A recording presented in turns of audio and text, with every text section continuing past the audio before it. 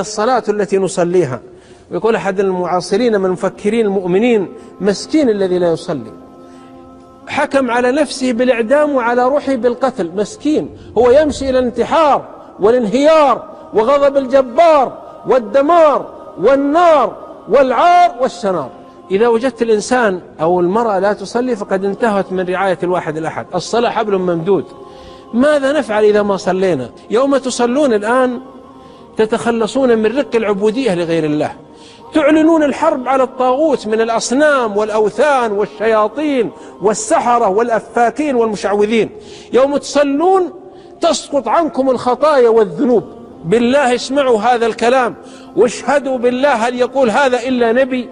يحبب لنا الصلاة، يحبب للعامل، للمهندس، للطبيب، للقائد، للعسكري، للجندي، حتى تحب الصلاة وأنت في الشمس، وتحب تصلي وأنت في مصنع الحديد، وتحب تصلي وأنت ترفع البلوك والطوب، وتحب تصلي وأنت في النجارة والخشابة والنساجة والخياطة.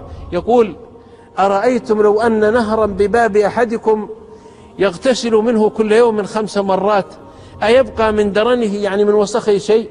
نهر بارد وأنتم أهل النهر النيل، أنتم أهل النهر العذب.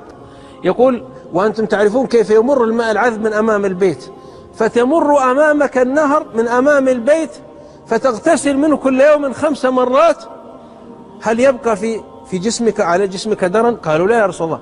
قال: فذلك مثل الصلوات ال5 يمحو الله بهن الخطايا. هنيئا لمن يصلي، هنيئا لمن يتوضأ ويأتي للمسجد، هنيئا لمن يسجد لله الواحد الأحد.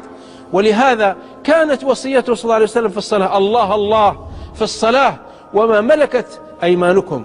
يوم نصلي نزداد ثقة بأنفسنا، ولا تهنوا ولا تحزنوا وأنتم الأعلون إن كنتم مؤمنين.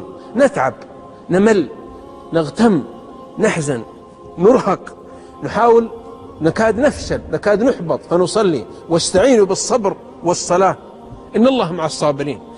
إذا انتهى الصبر أتت الصلاة، المحطة الكبرى الصلاة.